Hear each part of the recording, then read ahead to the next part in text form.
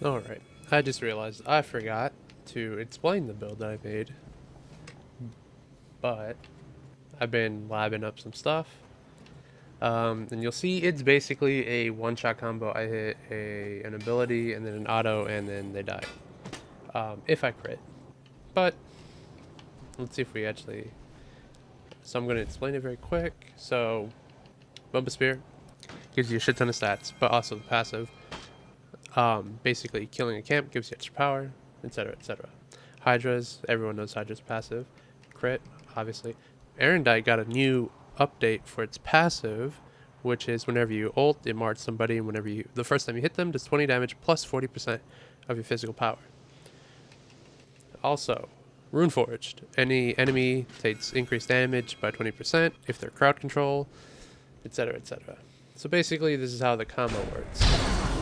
Obviously, if we crit, it's going to one-shot. If we don't, it just does a lot of their health. But, let's see if we fish up a crit very quick.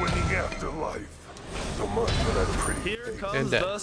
So, it's not really fair, if I'm going to be honest. Even if you don't use like the full combo, just a one auto combo does half without the crit. So we'll just kill the spot very quick. And that's also without the passive of the 2. So we walk up. Yeah, it basically kills them. Triple kill. You might honestly not even need the buff of a lot of these things, but just pop your 2 for the extra damage. Quadra kill. It's pretty nutty.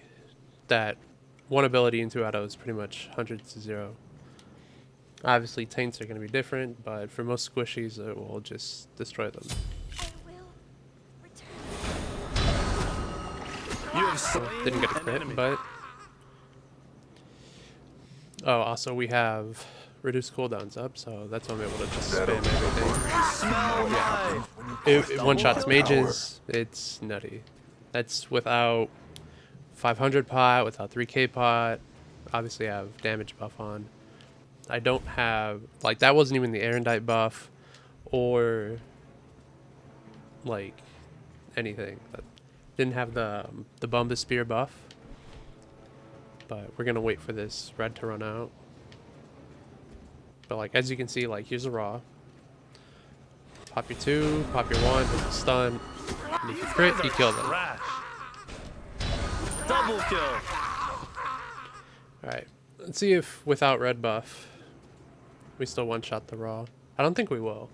I think it'll be pretty close.